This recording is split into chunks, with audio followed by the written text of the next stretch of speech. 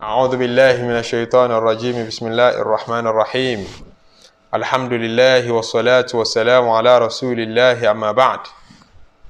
akídodo mùsùlùmí mùsùlùmá lọ́kùnrin lóbìnrin, akídodo olóńgbẹ, akídodo olùgbìyànjú sójú ọ̀nà Ọlọ́run, akíra wa pé ẹ kú iṣẹ́ ládá, a kú àìsúwa ṣe ọlọ́mọdé òṣùwà o, ọlọ́mọdé òṣùwà ọba tó dá wa sí tó ní kí Ramadan náà sójú ẹ̀mí wa débi ó dé yìí ó ti dógún báyìí ó pé 20. adúpẹ́ lọ́dọ̀ Ọlọ́run tó dá wa sí, adúpẹ́ lọ́dọ̀ Ọlọ́run tó ṣẹ́ wa kù tí ń kíyèsí wa tí ń mójútó wa.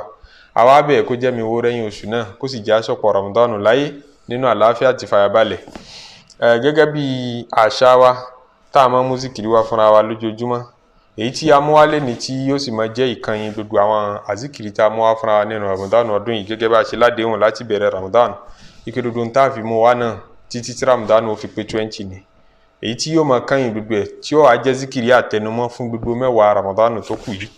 Òun làdúrà pàtàkì tá Nabi sallallahu alayhi wa sallam kọ́ ya wa Aisha ńgbà tó béèrè lọ́wọ́ Ànábì pé ya Rasulallah, ó ní mo kò wò jíṣẹ́ Ọlọ́run, ara'ayta in alimtu ayya laylatul qadr, tí n bá tiẹ̀ wá fọ̀nà kan sọ́nà kejì fura mọ̀ pé òru yìí lòru laylatul qadr, òru agbára tó lúwa ní laylatul qadr khairun min alfi shahr, òru tá à ń pè ní òru qadr, òru tá a máa pé bubu gbogbo ọ̀rọ̀, òru tá a ṣètò gbogbo àlámọ̀rí kálukú, òru yẹn ó lóore ju ẹgbẹ̀rún òru lọ, ó lóore ju ẹgbẹ̀rún oṣù lọ.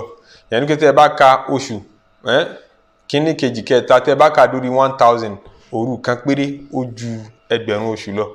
òru tọ́lọ́run fagbára sí tó fi gbígbàdúrà síbẹ̀ wá tọ́jú ẹ̀. ọ̀pọ̀lọpọ̀ aláàfáà Islam gẹ́gẹ́ bí àwọn taari látọ̀dọ̀ Ànábì sallallahu alaihi wasallam lẹ́rìí wọ́n fura sí pé mẹ́wàá gbẹ̀yìn Ramadan ni ó wà. mẹ́wàá gbẹ̀yìn ni yàrá ń ṣe àwọn béèrè lọ́wọ́ Ànábì sallallahu alaihi wasallam pé tọ́lọ́run bá ti àáfi mi ṣe kò ń gẹ òru Laylatul Qadr kí ló yẹ kó ká mọ́ mi lẹ́nu. Ànábì ní tó yẹ kó mọ́ wíńbẹ̀ ní pé Allahumma innaka afuwun tuhibbul afwa fa'fu anni, Allahumma innaka afuwun tuhibbul afwa fa'fu anni, Allahumma innaka afuwun tuhibbul afwa fa'fu anni. ìtumọ̀ rẹ̀ rí wọn pé Ọlọ́run ọba o, innaka afuwun, alámójúkúrò ní Ọlọ́run ọba, ẹni tí ó rí ẹ̀ṣẹ̀ rú rẹ̀, tí ó rí àìmọ́ sọ wa, tí ó rí àìmọ́ ṣe wa, àìmọ́ rò wa. àfúwún tí ó wà mójúkúrò ń bẹ́ pé mo yáfi rẹ̀, àfúwún mi ò ní fi bàjá, àfúwún mi ò ní fi béèrè lọ́wọ́ ẹ̀. tuhibbul afwa, Olúwa nífẹ̀ẹ́ sí kó máa ṣàforíjìn, Olúwa nífẹ̀ẹ́ sí kó máa ṣàmójúkúrò fẹ́rú. Ọlọ́run ṣàmójúkúrò fún wa, Ọlọ́run ṣàforíjìn fún wa, Ọlọ́run ó ṣàforíjìn níjọ́ alkiyama débi tí wọ́n ní kódà Ṣẹ̀tánì gan fẹ́ máa tàn máa ń pé ṣéṣe kóhun náà tú rí kẹ báyìí, ṣéṣe kóhun náà tú ra foríjìn báyìí. ibi tọ́lọ́run ó ṣàforíjìn dé, Ọlọ́run wọ́n ṣàfiwá sínú àwọn tó foríjìn jọ náà. foríjìn wa láyé kò foríjìn àjọ alkiyama, yáfi wa láyé kò yáfi wa tó bá jọ alkiyama. kò sí ń tọ́ da nínú àdúrà tó kó tí èèyàn tọrọ àforíjìn lọ́dọ̀ Ọlọ́run. yóò clear ọ̀nà fún ọ láti rí gbígbàdúrà, torí ń tọ́pọ̀ jù tí di gbígbàdúrà lọ́wọ́ ẹ̀ṣẹ̀ ni.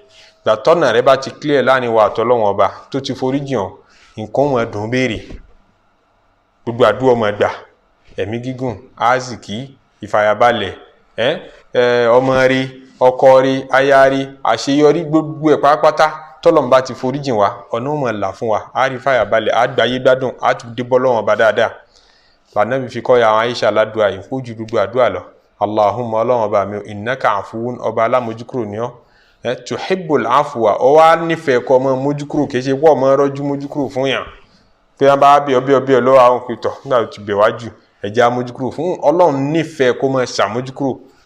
Ànábì sallallahu alaihi wasallam ní a máa dùn mọ́ Ọlọ́run jù nígbà tẹ́rú bá padà dé ọ̀dọ̀ Ọlọ́run ọba rẹ̀ pé ẹlẹ́ṣẹ̀ ni mi ò ṣẹ̀ mọ́, mo fẹ́ di tiẹ̀.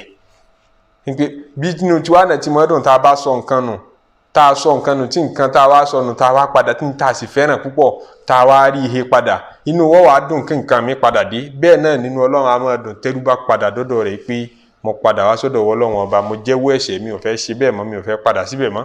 Ọlọ́run ṣe àforíjìn wa. tuhibbul afwa, ó nífẹ̀ẹ́ kó máa yáfi ẹrú rẹ̀, fa'fu anni, yáfi wa láyé kó yáfi wa tó bá di jọ́ alkiyama. èyí náà làdúrà tá a mú wa fún mẹ́wàá gbẹ̀yìn Ramadan. òun ni ká máa tẹnumọ́ lóru, òun ni ká máa tẹnumọ́ lọ́sàn. Ọlọ́run má ṣe àforíjìn wa, Ọlọ́run má ṣe àforíjìn wa, Ọlọ́run má ṣe àforíjìn wa. jásọ̀pọ̀ Ramadan láyé, má fi tọdún yìí má fi ṣàṣe máa wa. subhana rabbika rabbil izzati amma yasifun wa salamun ala al-mursalin walhamdulillahi rabbil alamin.